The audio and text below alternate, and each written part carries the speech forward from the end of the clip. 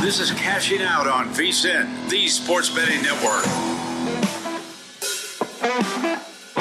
All right, time for Cashing Out with Joe Ceraulo here on VSiN, taking you through your Monday night on into your Tuesday morning here on the program. We've got some playoff hockey going on right now to get us through the first hour and a half of the show. Got the Clippers and Nuggets over in the NBA. Got a baseball game too. I believe it's on here somewhere. Giants, Brewers. That one, last I checked, 2-1 Milwaukee, leading in the fifth inning at San Francisco. If you had a first five under, that is still in play here in the fifth. Quinn Priester on the bump for the Brew Crew. He's had a pretty good early going to his season, opposite Robbie Ray for the Giants. Both pitchers, pretty good numbers to start the year. Both pitchers, pretty good performances thus far tonight. 2-1 as Bryce Terang gets ready to lead off the fifth up there in San Francisco. On the court, the Clippers currently trailing by 3, 42-39. We've got LA -1 in pocket. On the live line, they are currently catching 3.5 with about 4:40 to go in the first half. They're plus $1.20 on the money line right now. And if you thought this was going to be Kawhi Leonard's game, well, caps off to you, because Kawhi has come out in a big way for the Clippers thus far. He's got 14 of their 39 single-handedly, over a third of their points to start this one. Michael Porter Jr. leading the way for the Nugs with 9 of his own. James Harden been relatively quiet, 1 of 5 from the floor, 0 for 3 from deep, just 2 points, 4 assists. So maybe over 9.5 dimes was the play. That combo not looking good.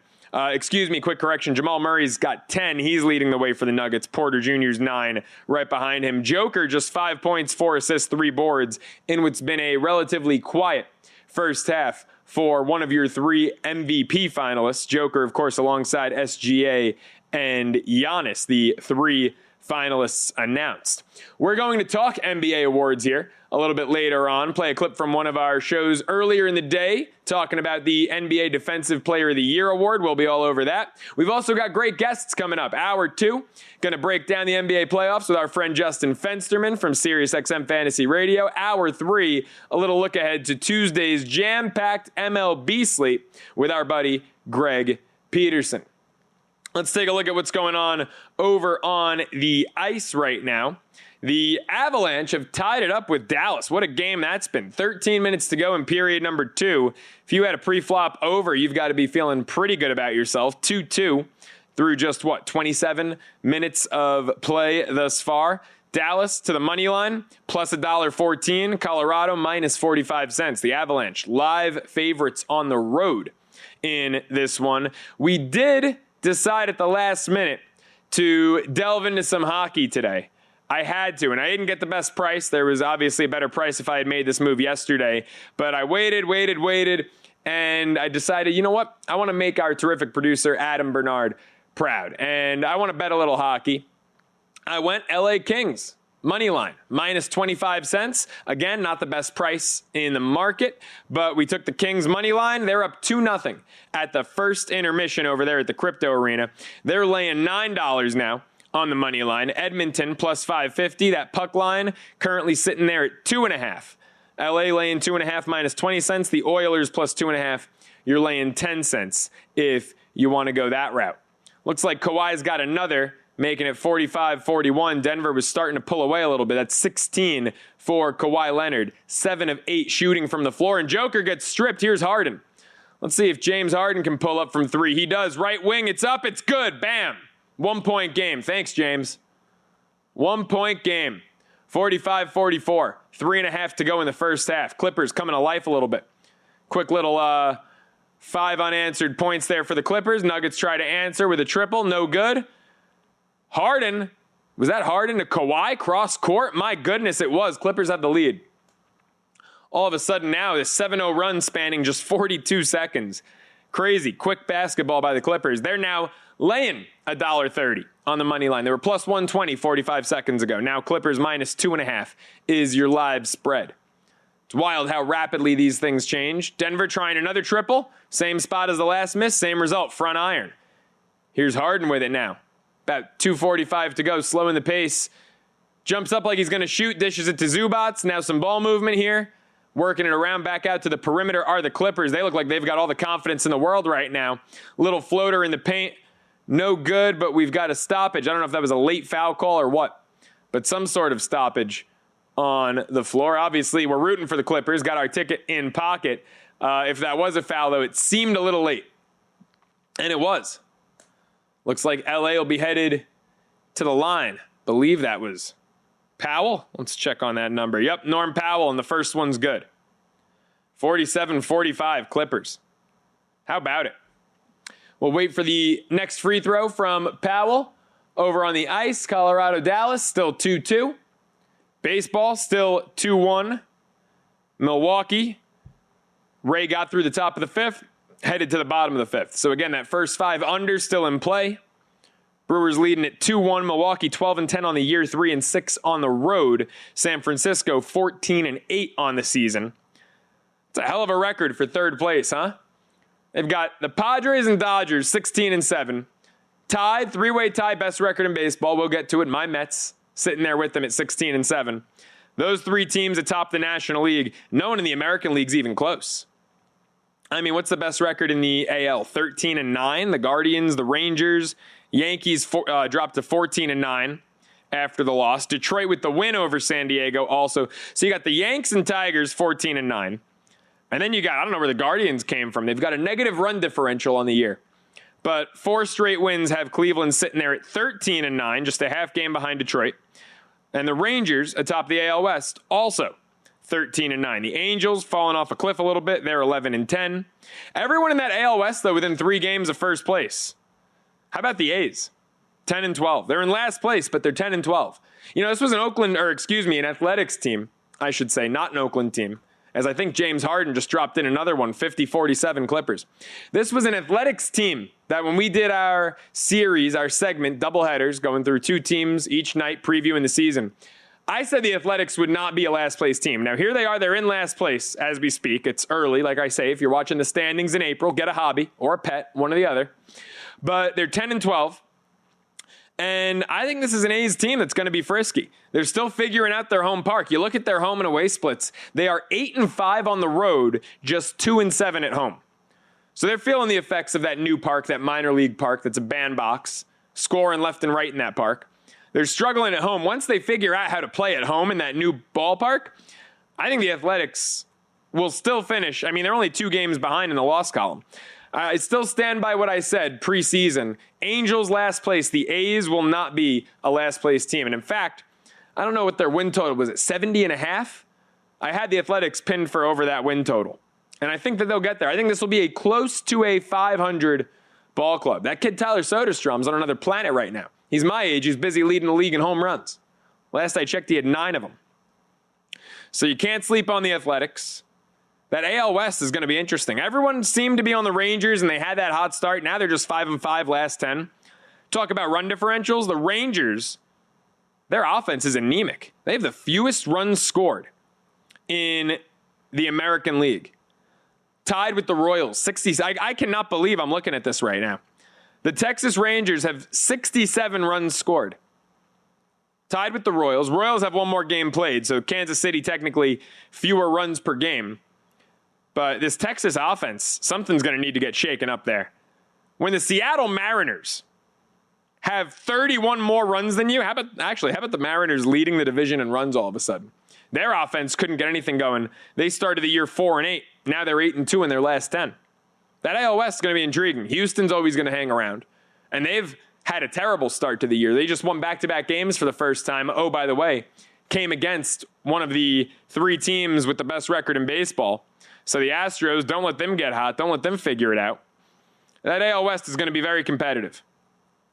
I'm sure the Angels will fall off. I'm sure the A's will play a little bit of spoiler come September, and it'll be the Rangers, Mariners, and the Astros standing at the end of the day. Probably, if we're being realistic, the Astros.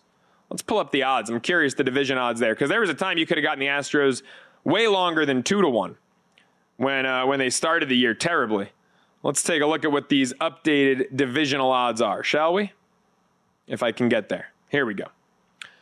AL West division odds. The Rangers are still your short shot, plus $1.20. 67 runs scored. They're plus 120. Houston's almost double that, plus 230.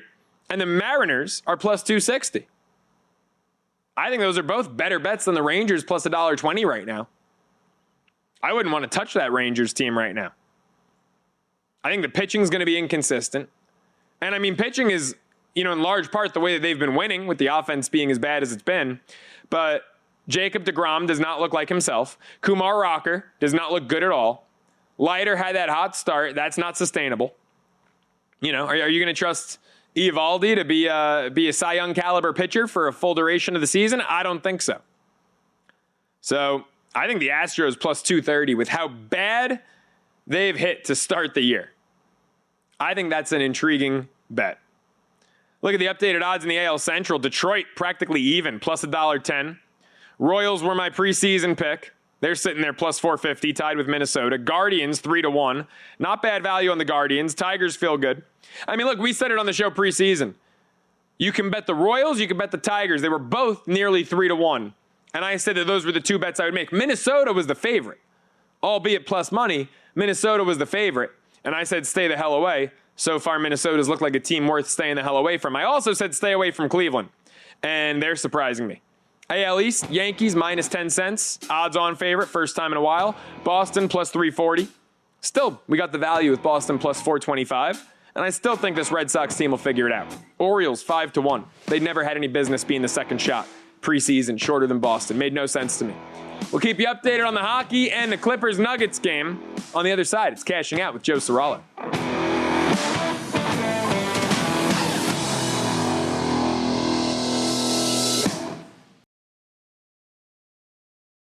This is your before and after story. Southeastern College can help you prepare for a secure and fulfilling career in the growing healthcare field. We offer a wide range of careers to choose from. So whether you want to be a medical assistant, medical billing and coding specialist, nurse, surgical technologist, or another healthcare career, we've got you covered. Become a vital part of a healthcare team and make a real difference. Southeastern College, your future is bright. Visit sec.edu to get started.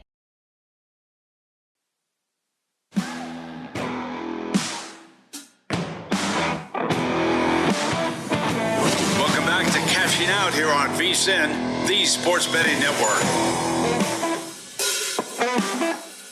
I just came across the most remarkable stat. Per OptaStats on Twitter, at OptaStats, the Mets are the first team in the modern era since 1901. If I guess we're considering 1901 modern, okay.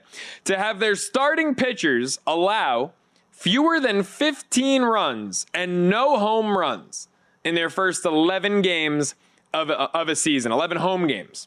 So the Mets have played 11 games at Citi Field. They're 10-1. They've allowed only 13 runs in those 11 games. Fewer than 15. 13 runs allowed, no home runs. And they allowed, a 4 spot tonight against Philadelphia in the 9th inning. Oh, no, I'm sorry. It's the starting pitchers. That was all the bullpen. Excuse me. Yeah, Mets pitching staff has been nothing shy of fantastic. We'll dive into that a little deeper later because, like I said yesterday, right now I think that the Mets are worth a flyer. I don't know what the current odds are if they've moved. They were plus 1250 to win it all yesterday. I placed that bet right here at Circa. I think it's the right bet. Right now, they're tied with San Diego and the Dodgers, 16-7. 3 best records in baseball right there. As Cashing Out with Joe Ceraulo continues, taking you through your Monday evening. The Clippers and the Nuggets at the half. LA stormed back there in the second quarter. They were down like 8 late in the first quarter. It was 31-23. So what's that? A little 32-21 run for the Clippers there, spanning about 12 and a half minutes. They're laying 2.5 live with their 3-point lead. Money line minus 140. Nuggets money line is plus $1.10. Live total 217 and a half. We've got the Clippers laying 1. Right now, it's the Kawhi Leonard show. My goodness, 21 points out of their 55. Harden got hot there towards the end. His night was off to a terrible start, shooting-wise. 1 of 5 to start, 0 for 3 from deep. Since then, he is 3 for 4 and 2 for 3 from beyond the arc. He's got 10 points, 5 assists. We need, 32 on the combo? 32, 33. It was over 32 and a half. Was, I believe, let me double check that. I believe it was over 32 and a half. Yes, it was. So we need 33 points and assists. Harden, despite an awful first quarter, sitting there at 15. If this keeps up, if we get second quarter Harden the rest of the way, I think we get there. All right, seemed dead. It's going to be a sweat. Let's see if we can get there. Zubats also has 10. He's got 8 boards. He's a double-double machine right now. Curious what the odds were for a Zubats double-double. We'll pull that up here briefly. Aaron Gordon, 8 points, 4 boards for the Nuggets. Porter Jr. still at 9, 5 boards. Joker, slow start, 8 points, 5 assists, 4 boards. Still might very well get a triple-double, but slow start by his standards. Jamal Murray, team high 12. Russ got 7 off the bench, along with 3 boards. Let's pull up what that Zubats triple-double, what those odds were, before we dive into the Pistons and the Knicks. Detroit evening things up there at MSG. Game 2 got ugly for the Knicks. So if you took Zubats to get a double-double, was this not posted? Am I not seeing this? Huh.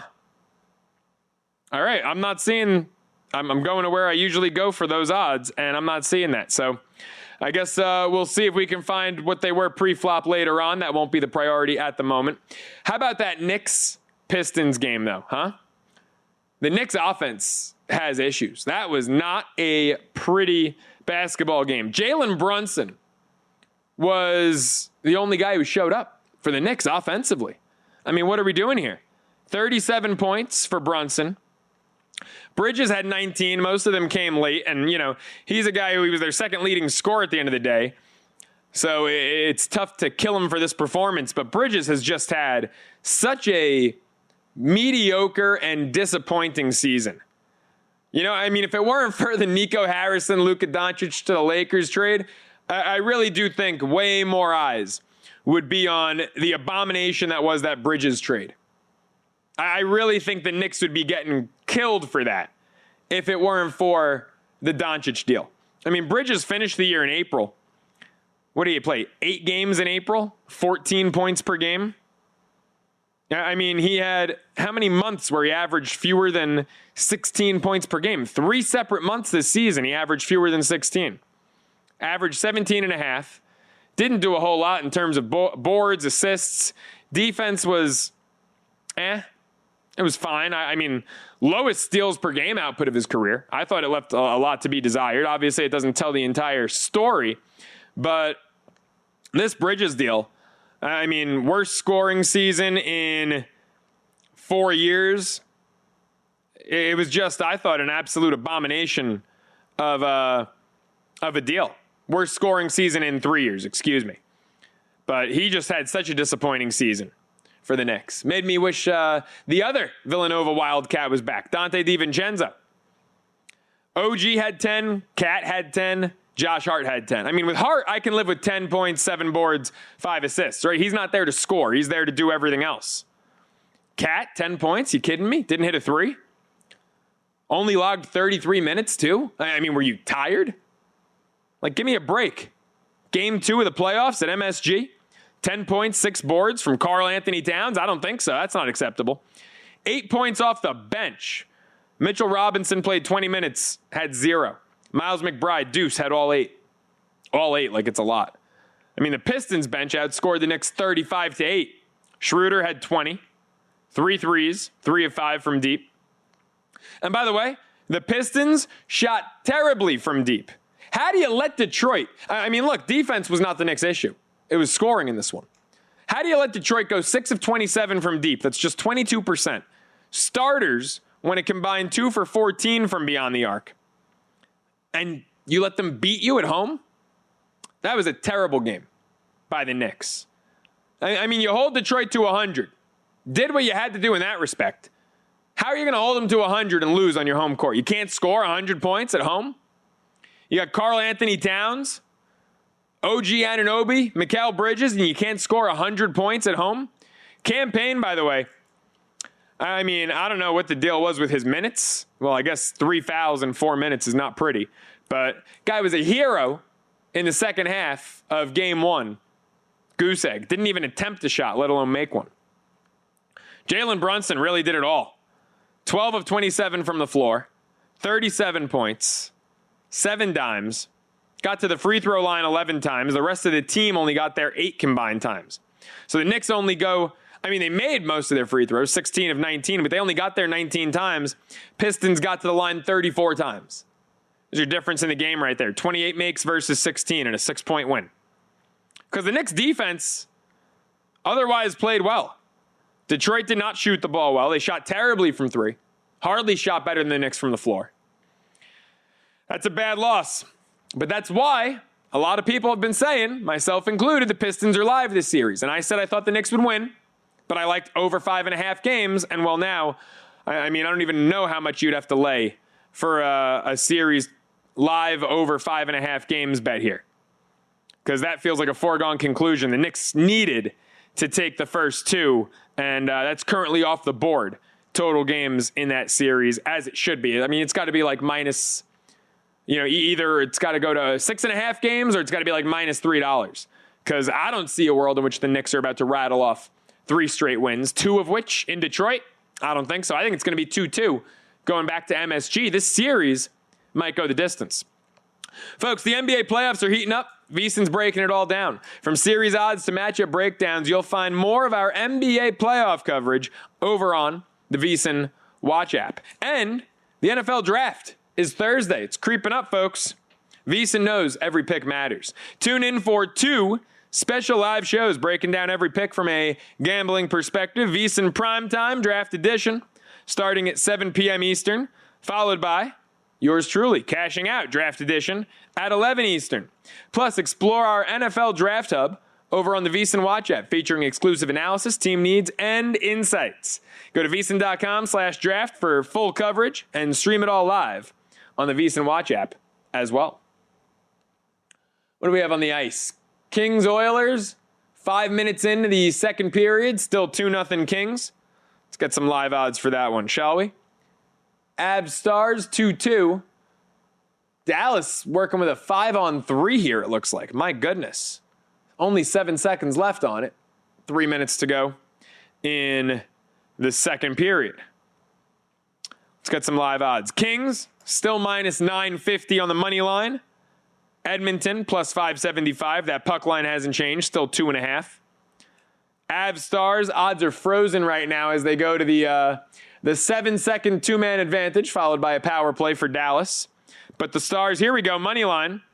Avs laying 35 cents, Dallas plus 105. So Dallas has shortened up a bit, understandably so, with the power play looming. On the diamond, Giants tied it at 2. 6th inning, 2-2. They're laying 65 cents on the money line. Milwaukee is plus $1.30. Looks like we'll have second half action. Clippers Nuggets on the other side. Let's live bet it together. It's Cashing Out with Joe Ceraulo. Don't go anywhere. Stay locked into VSiN, the Sports Betting Network.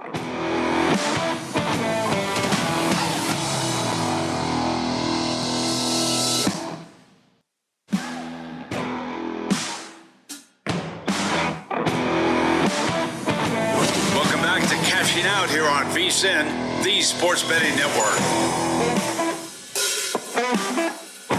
How about the Avalanche? Dallas had the man advantage. Colorado, Nets won 3-2. Avs.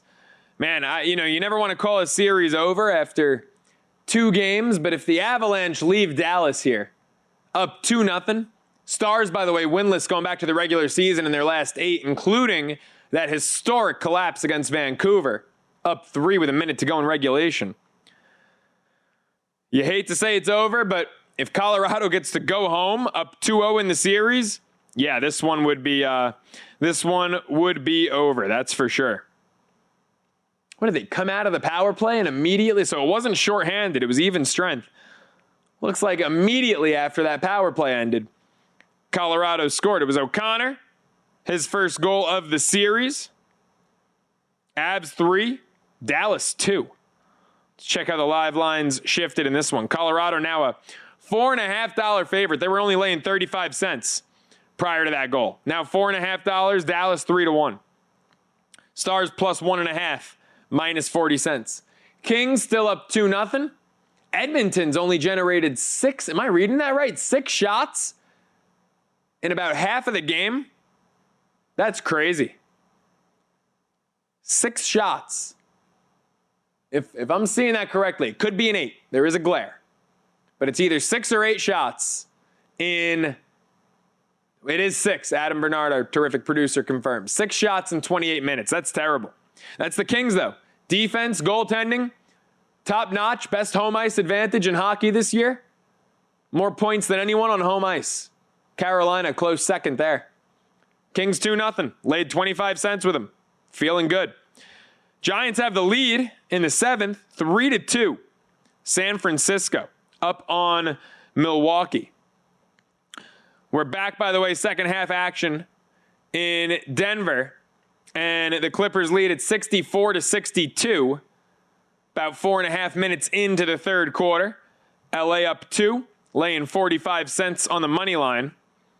So Denver's actually shrunk the lead by a point from halftime, yet the Clippers are 5 cents longer on the money line. Oh, here we go. Now the Nuggets just got favored. And I don't even think they made a shot. I think Jokic going to the free throw line. Is that it? And now Denver's favored. These things move like rapid fire. It's why I only like to bet it at commercial breaks this time of the game. So Jokic will head, it looks like, to the free throw line. We'll keep you updated there. Kawhi, again, having a monster night. He's got 25. Harden. Wow, Harden, monster third quarter. 5 points and a dime. Didn't realize this was mainly James Harden's doing. He's at 21 on our combo. We only need 12 more points plus assists. That's a beautiful thing. Started 1 of 5 from the floor, 5 of 7 since then. 3 of 5 from 3 since then. Wow, 15 and 6. Keep it rolling, James Harden. Love it. You know, I alluded to this earlier in the program, talking about the NBA awards races as they're headed to commercial. So 64-62, practically a pick 'em right now on the money line. Clippers laying 1.5 on the live spread. We alluded to the Defensive Player of the Year award race and some thoughts on that. We mentioned, of course, the MVP finalists, Jokic, Giannis, and the guy who I think we all imagine is going to be the winner at the end of the day, SGA, Shai Gilgeous-Alexander down in Oklahoma City. But the Defensive Player of the Year finalists, I touched on this yesterday, how there were no members of the Oklahoma City Thunder. The best defensive team in the NBA did not have a finalist for the Defensive Player of the Year award. And you could argue they could have had 2, Lou Dort and the aforementioned SGA. Now, because SGA is probably going to win the MVP, I understand, all right, maybe Lou Dort, best defender on the team, maybe he's the guy you put there as a finalist. But Dort left off, and 2 of the 3 finalists, understandable, right? Yeah, Jaren Jackson Jr. left off because he dealt with some injuries, missed some time late in the year. Obviously, Wemby was the runaway freight train favorite until his deep vein thrombosis, his blood clots, ended his season prematurely, didn't make the game qualification. So you end up with Dyson Daniels and Evan Mobley. I can live with that. Absolutely. Good selections. And then Draymond Green, who became as big as a $3 favorite at some points late in the season. Makes no sense to me, and I'm not the only one at the network who shares that sentiment. Let's hear what the Follow the Money guys earlier today thought about Draymond Green and this Defensive Player of the Year award race. How do you think it'll shake out with? And I echo your sentiments, what you said too. And you just can't bet this stuff anymore, especially if Draymond wins Defensive Player of the Year. Do you think that the politicking will help or hurt him? I think it's going to hurt. It's going to help him. Go back. Was it 3 years ago now? I will still say to this day, Marcus Smart's Defensive Player of the Year, one of the most ridiculous Defensive Player of the Year awards I've ever seen. All right. Because what happened was Robert Williams got hurt, and all these voters panicked, and they didn't know who to give it to. And then Simmons did a podcast. And they did a podcast, and remember, Bontemps also wrote a piece about the perimeter defender never winning Defensive Player of the Year, and he quotes Marcus Smart in there about winning the award. And so everybody, because they're mouth breathers, are like, well, we'll vote for him because we got to give it to a Celtic. It was absolutely ridiculous. The politicking totally helps in this regard. Now, I will say I was surprised because you do have people like Kendrick Perkins who have votes who weeks ago openly said on Twitter, I'm voting for Draymond Green for Defensive Player of the Year, and then released his ballot and he had voted for Lou Dort. So maybe there's going to be some who don't buy this whole thing with Draymond Green. I think it's going to be pretty tight. This, among all of them, very much screams, dude, if you have like more third place votes than second from the other guy, you might be able to snag this thing. So I don't know. I think it's going to be really tight. All right. Mouth breathers. That was a good one by JVT. I actually love that line. It's true. I mean, you get a guy like Perk going out there saying, and I'm not calling Perk a mouth breather, but I'm saying the inconsistency here is ridiculous. And the groupthink is also ridiculous. For Perk to go out and say he's voting for Draymond Green and then vote for the guy who, by the way, I think was the correct choice, and a guy who I loved in this race, who I've talked about in this race. I never made a bet on him because I just didn't think he had a shot in hell. But to end up voting for Lou Dort, I'll give Perk credit. Because while I disagree with what he said on air a few weeks ago, I agree with ultimately at the end of the day who he voted for. I think that was the right call. But it's also bizarre to me that Dort didn't get enough points. Obviously, he didn't finish top 3 because he's not a finalist. So that's crazy to me. So Perk got it right, but a lot of other people didn't. I don't know. This is going to be a hell of a race. But Draymond Green being the favorite and being such a long favorite, I mean, such an odds-on favorite, right? $3 towards the end of the regular season there. Like, to me, that is terrible. He should not even be a finalist to me, let alone a favorite. Draymond Green should not be one of the 3 finalists. Give me Dyson Daniels. Give me Evan Mobley. Give me Lou Dort. I mean, shoot, how many games did Jaren Jackson Jr. end up playing? Because I'm tempted to say give me Triple J over Draymond. I mean, Draymond's defense got better when Jimmy showed up. My defense would get better when Jimmy showed up too. Newsflash. Maybe Jimmy's the best defender on the team. No one's talking about Jimmy Butler, Defensive Player of the Year. Maybe right now he's the reason that Golden State's defense is right up there with Houston among this, I would say, second best defensive squads in the West. You got Oklahoma City, and then you got, any way you slice it, Golden State, Houston. How many games Triple J play? 74 games. I didn't realize he played that many. Most he's played in 4 years. Yeah, I would have taken Jaren Jackson Jr. as a finalist over Draymond. Especially for what he means to his team. Maybe because Memphis as a team decided to play dog crap defense down the stretch. It's a real term, dog crap defense. Real terminology we're using here. Maybe because post All-Star break, that was the route they went. Jaren Jackson Jr.'s name fell off, but I mean, you look at guys who matter more to their team. Jimmy Butler got there. Things shifted for Golden State. It's not Triple J's fault that no one else in the Grizzlies really plays any defense. John Morant doesn't really. Bane, more of an offensive contributor. I mean, the Grizzlies' defense just absolutely was dreadful down the stretch. But Jaren Jackson Jr., I would take him over Draymond Green for a Defensive Player of the Year award finalist, even though my vote would line up with Perk. Lou Dort didn't even crack the top 3. Insane.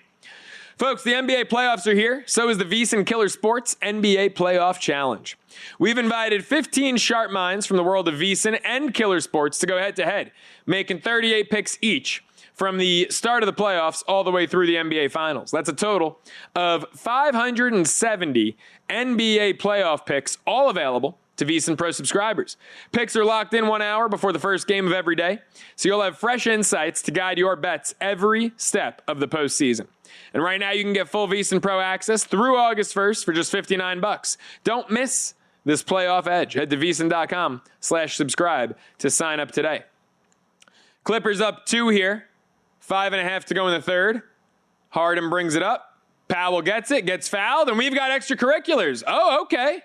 Pushing and shoving. Jamal Murray, Norm Powell, Christian Braun getting in there. Poor Braun, I think he got a stray from Powell that was meant for Murray. It was Murray who was all over Powell. I love it. Get chippy. The Clippies getting chippy. What happened here? Murray, he wrapped him up. Oh, yeah, come on. What the hell are you doing, Jamal Murray? Wrapping him up? It's like his girlfriend had too much to drink, and he put his arm around her waist and threw her over his shoulder to take her upstairs, get her in the door safely. That's what happened. He picked him up with one arm. What the hell are you doing, Jamal? More Cashing Out with Joe Ceraulo up next.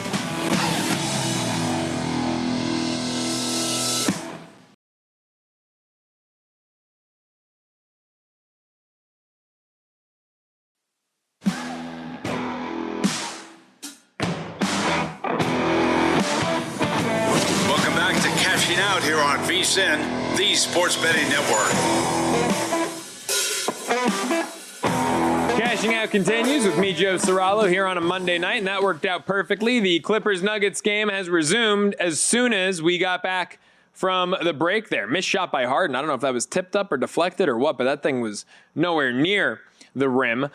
At the end of that little mini melee, we'll call it, Denver got a technical free throw, but the Clippers got the ball back on a personal foul by Murray. So Denver came away with it, with a point. Clippers here, fast break with 2 on a little quick dunk. And 70-67, Clippers is where we stand. 4.5 to go in the third quarter. So technical against the Clippers and Powell. Personal foul on Jamal Murray. So Nuggets got the free throw, didn't get the ball. And Jokic here makes it a 1-point game with a little easy lay-in. Clippers trying to push the pace now on Denver. Here's Powell with it again. Murray reaches in, no call. Powell left hand, no good. Offensive board Clippers, 3-ball up, 3-ball. Ooh, looked like it was going to be good. Too much on it, a little too hot. Nuggets chance to take the lead here. This game's getting intense. This series is going to be intense, as I believe Joker just got called for an offensive foul. This is a fun series we're in store for here. It's just game 2. And it's been almost 7 full quarters of really competitive basketball. The LA Kings giving it to Edmonton. I was just about to update you and say 3-0. There's another one.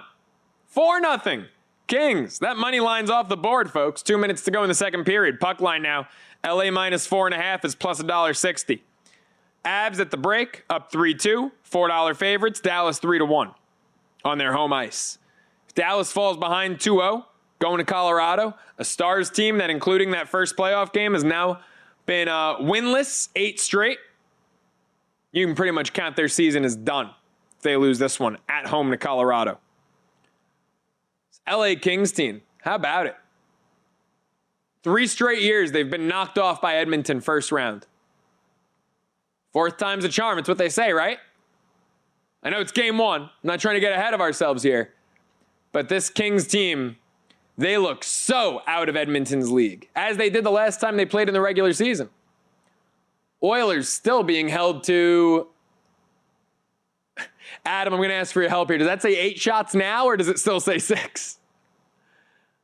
Is that 16 shots for the Kings?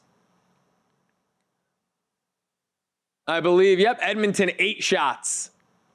Wow. 8 shots in almost 2 full periods. That is not good. Some people would call that no bueno. Especially for an Oilers team that needs to generate offense to win. Skinner's been a question mark lately.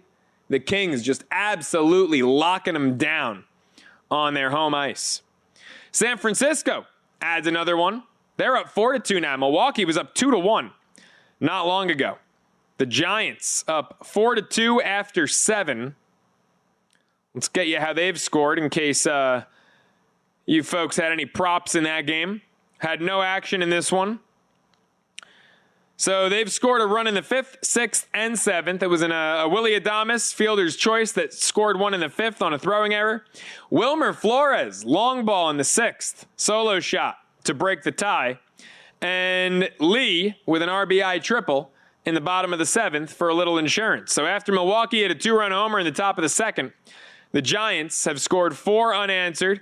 Quinn Priester got bounced after 4 innings. Only 2 earned, but a high pitch count, 81. For Robbie Ray, he only went 5, 92 pitches, 4 Ks, 2 earned. So neither starter able to rack up a quality start despite only allowing 2 earned runs apiece. How about Wilmer Flores and the season he's having, huh? Right up there atop the NL in RBI. That's solo homer, his 7th of the season, and his 24th run batted in. Where does that place him? Tied with Pete Alonso for the NL lead. How about that? Aaron Judge only 1 more, 25, to lead the entire Bigs. So New York baseball being well represented, even though Wilmer is now a member of the San Francisco Giants, obviously well known for his time with the Mets.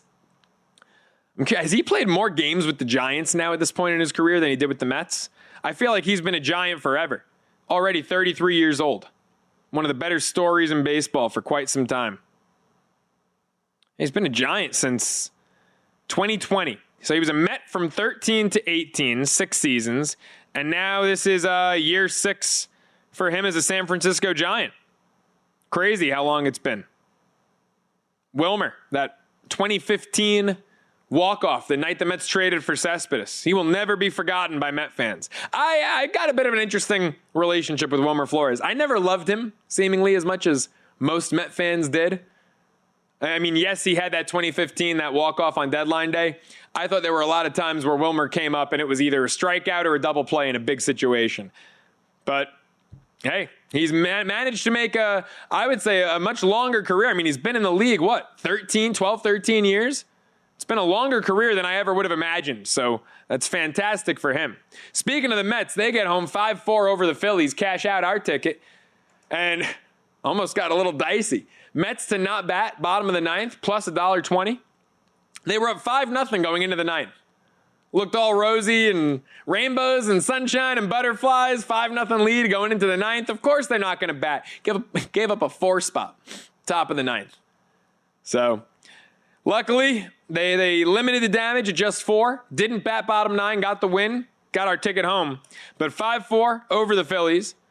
As I mentioned earlier in the hour, first team in the modern era, MLB history, to have starting pitchers in their first 11 home games allow fewer than 15 runs. Starters have allowed just 13 after Tyler McGill gave him a scoreless outing in this one. 10 strikeouts for McGill, too. You know, we talked about it yesterday when I picked the Mets. For some reason, McGill owns these Phillies hitters. 10 strikeouts, just 1 hit. He did walk 3 or 4, but only allowed 1 hit. Aaron Nola, 5 starts, 5 L's. Hold this one. 0-5 on the year. ERA is 6.5. Diaz got the save after Max Kranick, with a 5-0 lead in his second inning of work in the ninth, got into a little bit of trouble. Actually, it was, I believe, his third inning of work, because I think he finished the 7th, then went out for the 8th, and then went back out for the 9th. Got into some trouble. Diaz allowed the solo shot to Bryson Stott, but that was the only run charged to him in his 6th save of the year. Red Sox taking on Patriots Day. Just their second Patriots Day win in their last 6. 4-2 over the White Sox. Believe both wins have actually come against the White Sox in those last 6. Walker Buehler gave up 1 early, settled in nicely through 7. Sox get there 4-2 over Jonathan Cannon and Chicago. Yeah, Buehler, how about 9 strikeouts? Walker Buehler has very quietly, and you wouldn't tell from his 4.23 ERA, he has very quietly put together 3 phenomenal starts in a row. 18 1/3 innings of work and just 4 earned runs. He's been really consistent, really sharp his last 3 outings. Cleveland Guardians hold on to beat the Yanks 6-4. Cade Smith got the save, his first of the year. How about VSiN's own Jensen Lewis? Catch him, 7 a.m. Eastern. VSiN by the books alongside our friend Dave Ross. Jensen called this one on Twitter about 2 weeks ago. With Emmanuel Clase's struggles to start the year, I mean, he's got an ERA up near 8. The former reliever of the year out there in Cleveland. Jensen said it was going to be Cade Smith time sooner rather than later. Cade Smith might be the new closer. I don't want to jump to conclusions because Clase has worked like 2 or 3 days in a row. So he was going to get this game off regardless. But with Cade Smith having a really good start to the year, interesting development to keep an eye on there if he becomes the closer moving forward in Cleveland. Hey, how about the Marlins? 6-3 over the Reds. Home dogs get there. Nick Lodolo, who's been fantastic for Cincinnati, takes an L, 5 2/3, 3 earned. How about Max Meyer? He improves to 2-2 on the year. By the way, both of his losses, he's pitched absolutely fine. I mean, does not have a bad start. 6 scoreless innings, 5 hits allowed, 14 strikeouts for Max bleeping Meyer. 14 of his 18 outs recorded via the K. Unreal outing. This kid might be something. He might be the only thing Miami has to cling to. I mean, right now, the 26-year-old out of Minnesota, 6 foot, $195. Doesn't look, I mean, you know, baseball players can be peculiar. I would say he doesn't look like a ball player. But all of a sudden, this is his 4th start of 7 or more strikeouts out of 5. 14 Ks in 6 innings. He's delivered now 4 straight quality starts for the Marlins. You know what's pretty quality, folks? Edge Boost, the first ever bank account built for bettors, ensuring that all gambling transactions get approved. That means no usage fees, no minimums, means you can earn cashback rewards and get 100% approval for all betting deposits. So sign up today, edgeboost.bet. Promo code CASH. Deposit $25, Edge Boost will match it. That's edgeboost.bet. Clippers lead it by 6, 90 seconds to go in the third quarter. It's 75-69 LA. Denver headed to the line. We'll update you up next. Cashing Out with Joe Ceraulo.